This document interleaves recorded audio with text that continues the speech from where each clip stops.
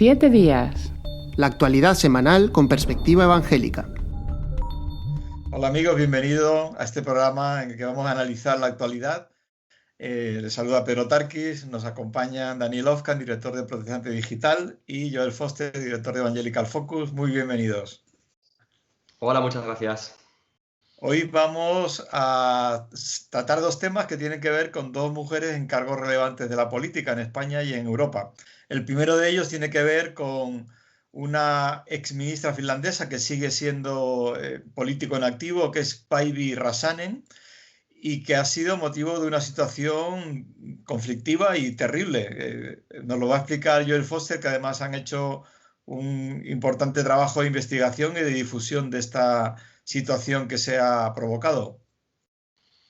Sí, Pedro, en Finlandia, después de 2 años de investigación de la policía, se va a iniciar un juicio contra esta político, Päivi Räsänen, que es parlamentaria, como decías, y el motivo es por expresar lo que dice la Biblia sobre la doctrina del matrimonio o de la sexualidad humana. Ella, Päivi Räsänen, es una médico de profesión, casada con un pastor luterano. Forma parte del partido Cristianos Demócratas, que es un pequeño partido del Parlamento. Tiene 5 parlamentarios de 200 que tiene el Parlamento, que está en Helsinki, en la capital. Y ella va a ser juzgada por lo que la ley finlandesa llama incitación al odio contra minorías y concretamente contra homosexuales. Es una pena que según la ley finlandesa puede llevar a 2 años de prisión por cada caso. En su caso van a ser 3 casos, valga la redundancia, por la que se le va a juzgar. En primer lugar, por un mensaje de Facebook y en Twitter que ella escribió en el verano de 2019, cuando criticaba que la Iglesia luterana, de la que, como decía antes, su marido es pastor, participara activamente como un partner, como un socio en las marchas de orgullo gay. Y ella citaba unos versículos de Romanos 1 que hablan de la homosexualidad y decía que que no tenía sentido que la Iglesia luterana se uniera a algo que la propia doctrina que dice creer contradice. En segundo lugar, el segundo caso es un librito que escribió sobre el matrimonio llamado Varón y hembra los creó, en referencia a los versículos de Génesis, publicado en 2004, pero que sigue disponible en Internet y que por tanto también podría ser un motivo de incitación al odio contra homosexuales. Y en tercer lugar, unas declaraciones que hizo en un programa de radio, que la pregunta o el tema de ese programa de radio para el que se le invitó fue ¿qué piensa Jesús sobre los homosexuales? Pues estos tres casos se unen en un solo juicio que se dará porque la fiscal general de Finlandia, que se llama Raija Toivianen, ha decidido pues, que después de una investigación de 2 años que ha incluido interrogatorios de Päivi Räsänen con la policía en 3 ocasiones en las que ha declarado por más de 4 horas en las oficinas en Helsinki de la policía, pues finalmente pues, esto ha conducido a esta investigación a un juicio que aún está por saber cuándo empezará. Perdona que te interrumpa, Joel, son todos casos de hace años. ¿Por qué se lleva adelante ahora un juicio amparándose o basándose en estos hechos que son tan antiguos? Sí, ha habido algún caso más que se ha investigado y que finalmente se ha desechado por considerarse que no llegaba al grado de ir contra la ley de un crimen. El caso más antiguo es del 2004. La ley es del 2011, la ley de agitación, ley de agitación étnica, que es como se llama técnicamente esta ley. Estaba creada esta ley para combatir el racismo y la xenofobia. Pero se incluyó, igual que ha pasado en otros países, los temas de ofensas a personas LGTB. Esto es 2011, el librito se escribió en 2004, el motivo por el que se la quiere juzgar con una ley posterior a sus escritos es que sigue disponible en Internet. De hecho, está disponible en descarga gratuita, es decir, ni siquiera hay que pagar. Y ese es el motivo por el que se aplica esta ley. Los otros 2 casos son 2019 y 2020. Y ahí, con el caso del 2019, que al ser en redes sociales tuvo mucha repercusión por la difusión que hicieron en grupos LGTB y acusaciones de todo tipo contra ella, eso llevó la atención sobre ella y de ahí que ni siquiera fuera un grupo LGTB o una asociación o un particular quien comenzara la acusación contra ella, sino la propia fiscal general del Estado.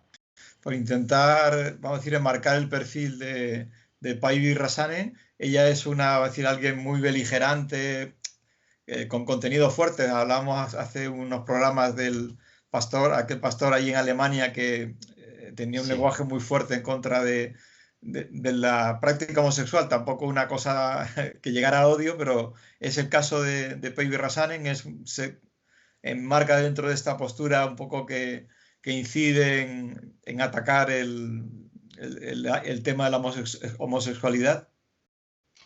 Sí, como decías, Pedro, había este pastor en Alemania, se llamaba Olaf Latzel, y en su caso sí que había habido un discurso en puntos pues, insultante y duro. No es para nada el caso de este político. Tengamos en cuenta que Päivi Räsänen ha sido ministra del Interior de un gobierno de Finlandia en 2011-2015 recientemente, una persona muy seria, respetada en círculos cristianos, pero también políticos, en la prensa y demás. Entonces, para nada analizando un poco sus discursos, ¿no? Podríamos decir, no, es que debió pues, ser muy agresiva o su forma de hablar de la Biblia fue muy anti-gay o homófoba, lo que sea. Para nada es el caso. Es interesante, la policía que ha hecho la investigación por orden de la fiscal general ha dicho públicamente, un portavoz, que no ve motivos para encausar a Päivi Räsänen porque si se hiciera sería dar la señal o dar por sentado que expresar lo que dice la Biblia sobre la sexualidad es per se un crimen. Es decir, que ya no es una cuestión de que ella haya usado ciertas palabras, sino que simplemente ha trasladado en sus propias palabras, claro, y la interpretación bíblica, conservadora, evangélica que tendríamos la mayoría de cristianos, ha trasladado eso al público y que eso no es motivo suficiente para llevarla a juicio. Aunque si condena, perdón, a Päivi Räsänen, habría que poner la Biblia en la lista de libros prohibidos, ¿no? Para el público. Eso es lo que decía la policía, o sea, decía, cuidado con pasar este límite y nos parece gracioso y hace unos años hasta se daría chistes, ¿no? A ver si nos van a prohibir la Biblia, ¿no? Pero no estamos en el punto de que Finlandia esté prohibiendo la Biblia, pero sí que estamos en el punto de que Finlandia tiene una legislación que es tan restrictiva con la libertad de expresión y la libertad religiosa que puede darse el caso de que un juez, después de una acusación y una investigación como la del fiscal general, llega a la conclusión de que Päivi Räsänen no podía explicar lo que la Biblia dice sobre la sexualidad. Y eso sí que es un punto en el que hay que ver hacia dónde vamos como Europa, ya países occidentales, con una larga historia protestante como lo tiene Finlandia, que el 70% de los finlandeses forma parte de la iglesia protestante luterana. ¿Cómo vive la sociedad finlandesa esta situación? Que, como has dicho antes, ha tenido una proyección pública importante. O sea, ¿qué se opina en el debate? ¿Qué posturas hay? ¿Qué tendencias? Sí, eso es en Finlandia, igual que otros países escandinavos. Como decía, las iglesias oficiales protestantes tienen pues, una larga trayectoria, una membresía muy alta, se pagan impuestos para financiar estas iglesias, pero también son iglesias que tienen una teología bastante liberal, es decir, muchos de los reverendos, pastores, obispos de estas iglesias no creen lo que la Biblia dice sobre la sexualidad y concretamente sobre el matrimonio o la heterosexualidad dentro del matrimonio, etc. Entonces, Päivi Räsänen, aunque ella es miembro de la Iglesia luterana, forma parte de una minoría que podríamos denominar como evangélica o conservadora doctrinalmente, si lo queremos decir así, ¿no? Entonces, el debate ahí dentro de la Iglesia ha sido grande. Ha habido dos obispos, uno de ellos que es de la zona donde es ella, que han pedido respeto por su libertad de expresión, pero que a la vez han dicho que ellos no están de acuerdo con ella, que ellos consideran que la Biblia pues, no enseña esta doctrina básica cristiana o que, bueno, que la Iglesia luterana ya no la suscribe al 100%. A nivel de sociedad, a nivel de prensa, pues ha habido un debate importante y podéis... en Evangelical Focus tenemos un reportaje que hemos repasado un poco lo que ha dicho la prensa. El diario más importante de Finlandia escribió un editorial hace unos días cargando contra Päivi Räsänen, pidiendo que por fin se acabe con la injusticia contra las personas homosexuales y que los comportamientos como las del político sean castigados. Por otro lado, ha habido otros diarios que han defendido al político y interesantemente han habido varios ateos, pensadores ateos conocidos en el país que también han defendido la libertad de expresión de Paivi Rasanen, aunque digan que quizá después no están de acuerdo con sus puntos de vista, pero que esto es algo secundario, ¿no? Porque una cosa es defender la libertad de expresión y otra cosa es que estés de acuerdo con la persona a la que estás defendiendo. Claro. Esa es la libertad, defender al que no está de acuerdo contigo. Si defiende al que está de acuerdo, más que libertad, eso es unanimidad. De la Iglesia luterana, tristemente decir que no creen en la postura bíblica de la sexualidad según el concepto evangélico, sino que tampoco creen posiblemente que Jesús era Dios ni que Jesús resucitó corporalmente, ¿no? O sea, que realmente son estas iglesias oficiales pagadas con dinero público del Estado y que son funcionarios que muchas veces no es una fe, sino es un empleo lo que tienen y una filosofía religiosa. Bueno, y Päivi Räsänen, porque yo vamos, lo quiero decir, que has hecho una labor magnífica en este tema, lo sacaste a la luz en Evangelical Focus, cuando fuera de Finlandia prácticamente no se conocía, has tenido un contacto muy directo con Päivi, muy cercano, con su gente alrededor. ¿Cómo ella está viviendo esta situación? Sí, hemos hablado con ella varias veces y ella, aparte de que ha sacado comunicados de prensa, pues también ha explicado un poco de una forma más personal cuando le hemos preguntado.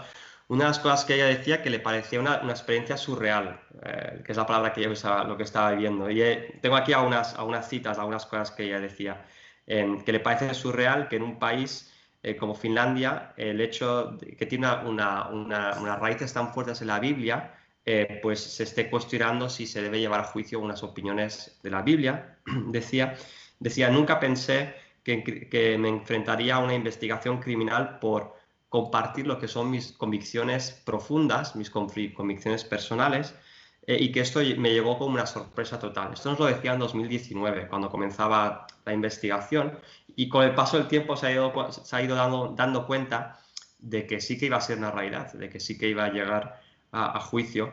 Pero lo que ella decía es que defenderé la libertad de expresión y la libertad religiosa hasta las últimas consecuencias, y también explicaba que estoy muy calmada en mi mente sobre este tema, y además decía que agradecía las oraciones por ella, por su familia y por el país de Finlandia, que ella pues estaba comenzando a recibir reacciones de todas partes del mundo y se sentía muy honrada por ello.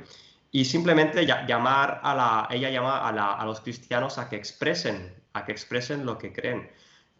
Y que cuanto menos los cristianos hablen de lo que piensan, o otra gente que no es cristiana hable sobre temas que a lo mejor tienen una opinión que es minoritaria o que no es la más políticamente correcta por un país en un momento concreto de la historia, pues más grande será la censura que se aplicará y más fácil será llevar adelante leyes que restrinjan la conversación social, ¿no? Porque esto es una cuestión, ella dice, no es una cuestión privada de qué es lo que yo pienso en mi cabeza, en mi casa, con mi familia, sino que es una cuestión de que la gente, no solo los políticos, sino que cualquier ciudadano pueda explicar sus convicciones en un espacio público en el que no todo el mundo tiene que estar de acuerdo contigo, ni mucho menos, y te pueden criticar, incluso atacar. Ella decía que como parlamentaria está acostumbrada a que se le ataque, pero que de ahí a decirle por ley de que no puede expresar ciertas cosas, pues hay un trecho muy grande. Sí, yo creo que ahí es muy importante porque vamos a decir, en el campo de batalla dialéctico de las palabras, siempre estoy hablando, si tú cedes el terreno, eso lo va ocupando lo que es la oposición, ¿no? El que opina lo contrario. Y yo creo que ya a veces caemos los evangélicos, ya hablo en España, a veces de una dialéctica muy virulenta y un lenguaje agresivo que nosotros mismos nos podemos sentir incómodos, aunque estemos de acuerdo, pero después también hay mucho silencio, ¿no? De gente que podría hablar de una forma correcta, razonable, pues como hablamos de Päivi Räsänen, y que hay cierta dejadez, ¿no? O sea, que es más cómodo, ¿no? Hablar a veces de entelequias y de lenguaje, de cosas muy profundas, pero no entrar en los conflictos que se están viviendo en la sociedad. Y eso sí que es una llamada de atención, porque se cumplirá aquello de que vinieron por los comunistas, no dije nada porque yo no era comunista, después a por los socialistas tampoco dije nada, y al final vinieron por mí, o por los judíos, y yo ya no tenía nadie que me defendiera, ¿no? Entonces, qué bueno que haya voces que se levanten. Hablando de voces que se levantan, bueno, por una parte yo creo que debes tener cierta satisfacción de que todo esto publicado ha llegado a muchos países europeos, ha llegado al Christian Post usando a Evangelical Focus como fuente. Entiendo que eso, dentro de lo terrible que es la tragedia, que no es lo que quisiéramos, sí que hay una satisfacción de trabajo productivo, ¿no? El que ha hecho Evangelical Focus con esta situación. Sí, yo estoy muy agradecido por las fuentes, los periodistas cristianos en Finlandia que nos llamaron la atención por primera vez, que creyeron que pues, debía difundirse fuera del país y que contactaron con nosotros como medio europeo. Y ahí tenemos, pues, en concreto, 3 periodistas que nos fueron informando, nos dijeron, ¿qué os parece este tema? ¿Creéis que es relevante? Y nos dimos cuenta que sí, que era algo que además podía marcar tendencia en Europa, ¿no? En cuanto a las libertades fundamentales y tratándose de un perfil tan público como es el de un político, ¿no? Como alguna forma como de hacer un ejemplo de un personaje público, ¿no? La investigación del fiscal general. Y sí, hemos publicado unos 10 artículos en los últimos años sobre este tema y ha sido muy interesante ver el seguimiento y la evolución y la propia forma de esta, como decías antes, si se trata de una persona que es agresiva, que no es sabia o que ves que no tiene madurez en la fe, y pues en ese sentido no hay que ir con más cuidado, ¿no? Pero es claramente un caso de una persona limpia, con una conciencia limpia, respetuosa, que ha explicado muchas veces que la Biblia tiene una enseñanza sobre la dignidad de todas las personas y la igualdad de todas las personas, y que por tanto en ningún caso se atrevería ella a insultar o a faltar al respeto, a considerar que personas homosexuales tengan menos derechos, ni cualquier cosa de estas, ¿no? Entonces es un caso de libro, ¿no? Para medir la libertad de expresión y las libertades en Europa, en una Europa que, como decía antes, pues tiene un pasado cristiano, pero no sabemos qué futuro tiene. En toda esta polémica generada, sí que ha habido una reacción, bueno, de la Alianza Evangélica Española, a la que conocemos de cerca. Está en vías también la europea, ¿no? Ha sacado también un comunicado. ADF le está defendiendo. ¿Cómo valoras toda esta serie de actuaciones, de respuestas? Sí, la Alianza Evangélica Española enseguida ha ido interesándose por este tema, ha escrito una carta al embajador de Finlandia en Madrid, si no me equivoco, y ahí plantea cuál es la posición de la Alianza Evangélica, y a la vez la Alianza Evangélica Europea, que tiene una sede en Bruselas, ha escrito también al gobierno de Finlandia, y hemos estado en contacto con Julia Doksat-Purser, que es la responsable de temas sociopolíticos de la Alianza Europea, y nos explicaba, bueno, esta mañana nos decía que ayer pudieron entregar su carta también al gobierno de Finlandia.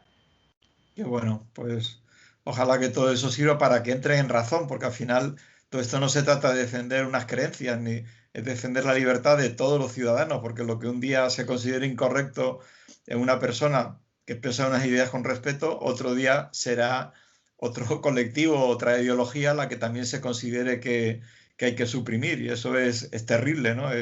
Es un atentado profundo a las libertades. Pues nada, oraremos por Päivi Räsänen y para que Dios y por debajo de Dios el gobierno de Finlandia conduzca adecuadamente toda esta situación, y seguiremos de cerca, gracias a la información que vais sacando, pues todo lo que vaya ocurriendo. Pues pasamos a un segundo tema que es muy diferente, también es una mujer importante, es la vicepresidenta del gobierno español, Carmen Calvo, que ha tenido un encuentro con la Federación de Municipios y curiosamente ha hecho un discurso, entendiendo que es el partido, que es un gobierno de izquierda, el Partido Socialista, que habitualmente se entiende como antirreligioso. Sin embargo, ha hecho un discurso a favor de aplicar un pluralismo y un respeto a las creencias religiosas, ¿no, Daniel? Sí, el pasado viernes se presentó un nuevo programa del Gobierno para mejorar la gestión de la diversidad religiosa en los municipios. Y estuvo allí la ministra de Presidencia, Carmen Calvo, también junto con el presidente de la Federación de Municipios, con Abel Caballero, y también representantes de diferentes confesiones religiosas, así como personas destacadas de diferentes municipios que han entrado, 9 municipios que han entrado en este programa piloto y que ahora se va a abrir, se abre ya desde luego, a que más municipios se puedan incluir. El programa consiste en un intento de mejorar la forma en la que los municipios están tratando el tema de la diversidad religiosa.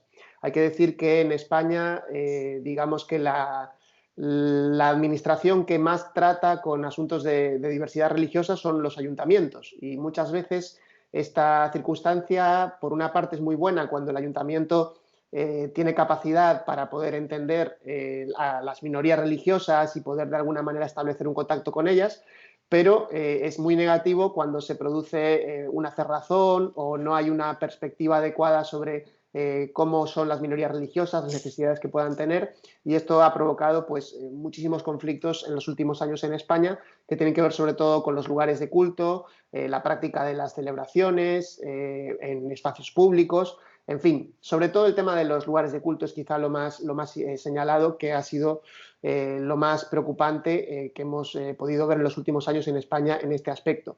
Y es interesante que ahora el Gobierno ponga en marcha esta iniciativa, teniendo en cuenta pues, que hace aproximadamente un año en la ONU se le dio un tirón de orejas al gobierno español justamente por el tema de la gestión de la diversidad religiosa a nivel municipios y a nivel regional también, dado que había algunos lugares donde se estaban aplicando medidas restrictivas que estaban yendo en contra de la apertura y de la adaptación de lugares de culto, sobre todo para evangélicos y musulmanes, que son las dos minorías que más afectadas se han visto a veces por legislaciones un poco arbitrarias o que no están adaptadas a las realidades de estas minorías religiosas. En todo caso, dentro de la noticia y de la presentación de este programa, recogemos las declaraciones de Carmen Calvo, que fueron muy interesantes, ya que ella pues, habló sobre todo de la diversidad religiosa como un valor fundamental para la democracia, un valor fundamental en España, un valor a proteger. Dijo que España es una democracia que protege la diversidad religiosa como uno de los grandes derechos fundamentales. Dijo también que realmente hay que trabajar con los ayuntamientos para que se apliquen criterios de igualdad, de libertad, de respeto y de tolerancia al derecho fundamental a practicar la religión que quieras, a no practicar ninguna y a que nadie te lo pueda imponer. Y también que esta herramienta lo que pretende es que haya un grupo de profesionales que van a estar asesorando a los ayuntamientos para que puedan mejorar en este trato, sobre todo centrándose en las minorías religiosas. Dijo que esto es lo propio de una democracia que tiene que respetar la religión de cada uno de sus ciudadanos. Desde luego, palabras que son muy alentadoras en un perfil como el de la vicepresidenta, dado que bueno, pues es bueno saber que ella quiere poner tan en valor este principio de la diversidad religiosa y del respeto a la diversidad religiosa, la convivencia, la solidaridad, la igualdad en un ámbito como es el municipal, que es cierto que ha traído pues, en tantas ocasiones pues, problemas en diferentes lugares y bueno, pues lamentablemente hay comunidades evangélicas que los han vivido y los siguen viviendo en carne propia hoy en día. Bueno, por lo menos la intención es buena en estos ciudades, ayuntamientos piloto. ¿Qué es lo que se ha hecho para experimentar o intentar adecuar esas ideas a la realidad práctica? Bueno, el programa se está poniendo ahora en marcha. Entonces, realmente estos 8 primeros municipios, que creo que ya son 9, porque justo hoy estaba consultando la web y yo creo que ya se ha adherido uno más, que no estaba aquí incluido en la lista inicial: Bilbao, Burgos, Cartagena, Castellón, Fuenlabrada, Guadalajara, Málaga y Valladolid son los que tenemos aquí listados. Ellos se comprometen firmando una carta en la que dicen que van a poner de iniciativa propia personal y sobre todo la estrategia de poder acercarse a las minorías religiosas y de alguna manera por lo menos entender cuáles son las necesidades de las minorías religiosas. Entonces, por una parte, adquieren ese compromiso y entonces a partir de ahí el gobierno lo que responde es con un asesoramiento directo con técnicos que están especializados en materia de diversidad religiosa, y a partir de ahí van a empezar a asesorarles para ver cuáles son las necesidades que se presentan en cada ayuntamiento y cómo resolverlas. Es un poco un programa que lo que ofrece básicamente es esto, un asesoramiento, no tiene, digamos, un alcance de momento mayor, pero vamos a ver si realmente puede ser efectivo. Yo creo que ahora, a partir de este programa que se ponga en marcha en estos 8 lugares, pues dentro de unos meses sería interesante ver qué resultados está teniendo. El programa se llama Municipios por la Tolerancia, está accesible desde la página web de Pluralismo y Convivencia, y allí en la misma web se puede ver que cualquier ayuntamiento puede unirse. Necesita ser aprobado el programa por parte del pleno del ayuntamiento, del municipio, y a partir de ahí se empieza a trabajar en contacto con la Fundación Pluralismo y Convivencia y a examinar cuál es la situación de cada ayuntamiento en este sentido. Hay que tener en cuenta que esto puede ser muy diferente dependiendo del ayuntamiento, porque hay ayuntamientos, como decíamos, que ya tienen una experiencia, pero hay otros que no la tienen. Estoy pensando, por ejemplo, aquí en Galicia hay grandes ayuntamientos que hace como 20 años que no conceden ninguna licencia a lugar de culto. Y esto es lamentable. Por mucho que se le solicita al ayuntamiento, pues el gobierno no mueve ficha en este aspecto. Es decir, ellos están muy atrasados. En cambio, hay otros que realmente pues tienen una vía directa prácticamente y de colaboración con las minorías religiosas, y en este caso con la evangélica, e incluso trabajan en programas sociales, en diferentes programas juveniles, en fin, hay una colaboración mucho más directa. Entonces, es una iniciativa que yo creo que puede ser muy buena, sobre todo si aquellos municipios que todavía no están atendiendo a esta situación se ponen en marcha y se dan cuenta que realmente vale la pena trabajar en esta línea. Incluso como parte del Consejo Evangélico de Madrid y de la Junta, también me consta que hay vamos a decir, la calidad de atención cuando tú tienes un problema. Por ejemplo, aquí, aparte de los locales, es el tema de permisos, ¿no? Para tener actividades. Bueno, ahora por la pandemia no, pero antes para hacer un acto al aire libre o una fiesta o algo, que dependía muchísimo del responsable del distrito que te tocaba. Es decir, que hay distritos donde había gente, pues, por empatía o por justicia, que era asequible, y personas que eran absolutamente un continuo no es no, o sea, que era imposible y no tenías a quién recurrir, era una imposibilidad.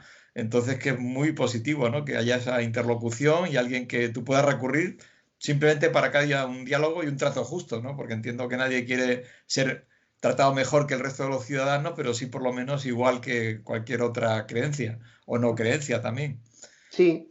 También otro aspecto que vale la pena señalar es cómo está cambiando el panorama religioso a nivel en España, ¿no? Ya son muchos años que llevamos publicando las estadísticas de lugares de culto y también de número de creyentes en los diferentes lugares. Hace poco, por ejemplo, publicábamos esa cifra sorprendente de Cataluña, donde hay un 7% de la población que se identifica como protestante o evangélica, que es un porcentaje pues, que sorprende muchísimo. Pero bueno, a nivel España, por ejemplo, se ha pasado de un 0,4 o 0,5 hace 20 años a un 2% probablemente, o un 3%, dependiendo de un poco de la estadística. A veces en las minorías es difícil dar una estadística muy sólida, pero sí en lugares de culto, por ejemplo. Esa sí que es fácil de darla y el aumento es tal cual, es lo que estamos viendo. Y claro, en los lugares de culto, pues evidentemente, a medida que hay más fieles, pues necesitan mejores características, no más facilidades, sino que haya una regulación que sea adecuada y acorde a lo que la confesión religiosa va necesitando, ¿no? Y bueno, en ese sentido los ayuntamientos, algunos trabajan de una manera adecuada y otros a veces, pues por la ignorancia, cierran mucho las puertas, ¿no? Y básicamente se plantan en una postura muy inflexible que realmente dificulta mucho las cosas. Aquí el caso que estuvimos contando hace poco también, de hecho el año pasado hablamos de ello bastante, fue el de cómo las características que la Generalitat de Cataluña estaba exigiendo para los lugares de culto eran las mismas que exigía para las discotecas, y realmente no era justo. Es decir, era un trato de injusticia hacia los lugares de culto que no fueran católicos, porque a ellos no se les exigía nada y básicamente a cualquiera que no fuera católico en este sentido, pues les estaban exigiendo unas cosas que no era posible cumplir y que tampoco se adaptaban ni eran equiparables a las necesidades que tiene una comunidad religiosa. En este caso, pues las evangélicas, por supuesto, no son discotecas, no son el mismo tipo de local ni el mismo tipo de servicio que tiene que dar, ¿no? Hace mucho más ruido unas campanas de un campanario que una discoteca muchas veces. Y aquí, por ejemplo, ahora me está acordando de pedir permiso para un acto cultural, aunque fuera, por ejemplo, del Día de la Mujer o una fiesta de niños de Navidad, y decir no, porque ustedes son religiosos y esto no es para actividades religiosas. Es decir, oiga, que yo soy un ciudadano, aunque fuera religioso, yo creo que había derecho, pero bueno, es que no es religioso lo que vamos a hacer, es una fiesta cultural y te lo deniegan, ¿no? O sea que sí que hay ahí un... Yo entiendo que a veces con mala voluntad y a veces con buena voluntad, pero sin entender adecuadamente lo que es el movimiento evangélico, ¿no? Que somos mucho más que una religión, somos una forma de vida y de convivir, ¿no? Pues bueno, dos noticias muy interesantes. Es interesante. ¿Quieres decir algo, Joel? Sí, iba a comentar solo que es interesante en esta lista de 8 municipios, los municipios que son, ¿no? Porque seguramente fácilmente se nos ocurren iglesias evangélicas grandes en esos municipios. Destaco aquí, tenía aquí apuntado a Castellón, por ejemplo, en Castellón hay una comunidad rumana, de Rumanía, muy grande, pero probablemente la más grande de España, y hay iglesias evangélicas rumanas, pero de mucha membresía. Y seguramente de ahí el interés de Castellón de unirse a este programa, ¿no? Para comprender mejor, para saber administrar bien la relación con evangélicos, pero también con otras minorías. Y después otra ciudad que está ahí es Valladolid. Y Valladolid, hemos estado los tres que estamos en esta conversación en un encuentro de Alianza Evangélica, el encuentro IDEA, el último que se pudo hacer presencial hace 2 años. Y ahí el acto público que se hizo fue justamente con una representante, con una concejal del Ayuntamiento de Valladolid, y en el que pudimos hablar justamente exactamente de esto, de cómo los evangélicos y otras minorías religiosas pueden aportar al entramado de la ciudad. Allí hay iglesias de todo tipo, desde carismáticas hasta de hermanos o bautistas, que están trabajando juntas, entre ellas y con las autoridades para buscar también en temas también de reconciliación y paz y en temas más sociales, incluso con otros grupos de la ciudad, ¿no? Es interesante que los evangélicos formemos parte de esta conversación y que desde las autoridades se busque fomentarla.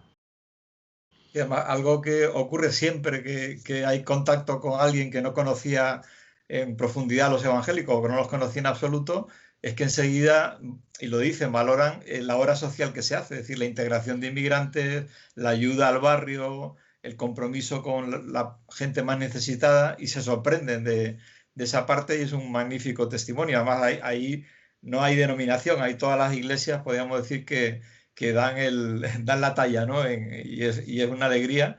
Y la pena es eso, que eso no se conozca mejor, y quizás esta herramienta que está ofreciendo la Fundación Pluralismo y Convivencia sirva para eso. He hecho en falta que haya ciudades como Madrid, Barcelona, Bilbao, que realmente tienen una gran población evangélica. Bilbao, ¿no? Sí, Bilbao, sí, perdón. De las grandes, sí. Y también Málaga, es decir, hay algunas ciudades grandes también, o sea que sería interesante ver también cómo funcionan en estas ciudades. En algunas de ellas, bueno, ahora espero no pillarme mucho los dedos, pero sé que en Bilbao han tenido algunas iglesias, pues, algún que otro problema a veces para poder actualizar la licencia, en fin. También a veces las grandes ciudades les está pasando esto, ¿no? Que a medida que las iglesias crecen, se les va echando en un sentido porque no se les renuevan las licencias o no se les permite estar en el centro de la ciudad y tienen que acabar desplazándose a veces a polígonos. En fin, es otro debate, ¿no? También, pero es una circunstancia que también ha estado ocurriendo en las grandes ciudades en los últimos años. Y bueno, pues es también un tema que tiene que ver también con la gestión de la diversidad religiosa en las ciudades. Aquí en Madrid hay una zona que es de naves donde salen en Remar, están Juan Cano, le dicen Juan Cano, y porque hay naves industriales baratas y la llaman la milla de oro evangélica, porque claro, es el único sitio donde se puede alquilar o comprar con cierta facilidad, ¿no? Y hay una superpoblación allí de evangelio. Bueno, pues nada, pues... Que les pongan calles de oro allí y ya va la nueva Jerusalén celestial, ¿no? Muy bien. Pues nada, terminamos con esta nota positiva, sin olvidarnos de seguir orando por Payo y Rasanen, y porque al final nos afecta a todos también. Y nada, muchísimas gracias, Daniel Ofcan y Joel Foster, por vuestro magnífico trabajo siempre, y también ahora en especial por vuestra participación en este programa. Se despide de todos ustedes, Pedro Tarquis, que Dios les bendiga.